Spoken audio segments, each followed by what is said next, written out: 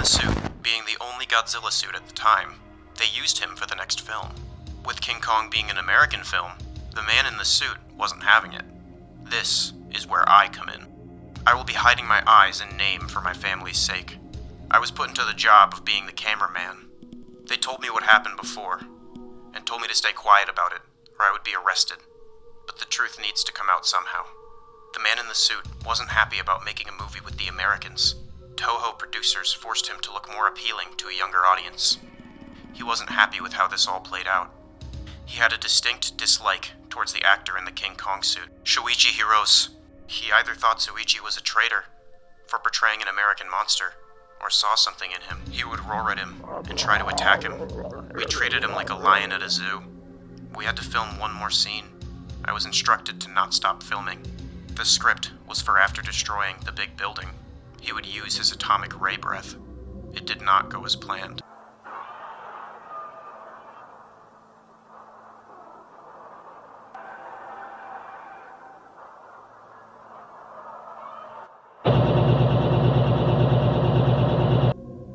The man in the suit would push Shuichi off of the cliff. I had to record it all. There was a struggle in the water, splashing as one of them frantically tried to get out of the other's grasp. Only one of them rose from the water.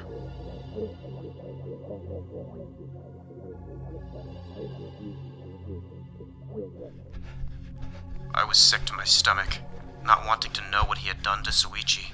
I got my other camera and ran.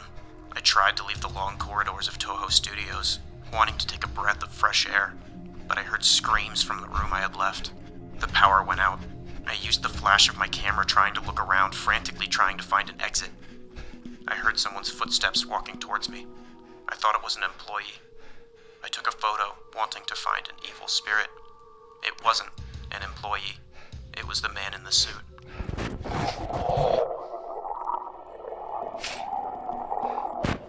Am I the only one who saw the first two and thought that the entire series would just be like, oh, he melted in the suit? I like how rather than finding another Godzilla suit, and despite the numerous problems this warmed ice cream cone of a man has caused, they were just like, fuck it. Beats the hiring process. It appears that the Godzilla suit incident has more wide-reaching implications than initially expected. But first, if you haven't already, you should go watch my first video about the first incident. If you're not gonna do that because you suck, here's a real quick rundown. A suit actor who was playing Godzilla became obsessed with wearing the suit and the idea of being Godzilla. Eventually, he refuses to take the suit off at all, and even begins to act more and more animalistic. After a while, he stops responding completely, and when they opened the suit, it was revealed that his flesh was melting, and he was slowly fusing with the suit itself. It was revealed that he melted into the suit because of a drug that he took, and for some reason, they used the same actor again. And he violently attacked another actor, spreading his contagion through bite and also fusing that actor to the suit. Got it? Good. With that out of the way, let's take a look at the new information in this episode. One of the things I didn't understand was the random nationalism that the monster began to present in this episode. Like, his brain melted and reformed, right? I guess every part except the 2 remaining brain cells that hate Americans. USA, baby! One thing that I thought that's likely completely unrelated to the true meaning of this random country-based racism is that it isn't the monster's nationalism, it's the nationalism of whoever is handling the monster leaking through. I mean, doesn't he have melted vocal cords only capable of making animalistic grunts? I'm just saying. Maybe he had a translator that was the nationalist one.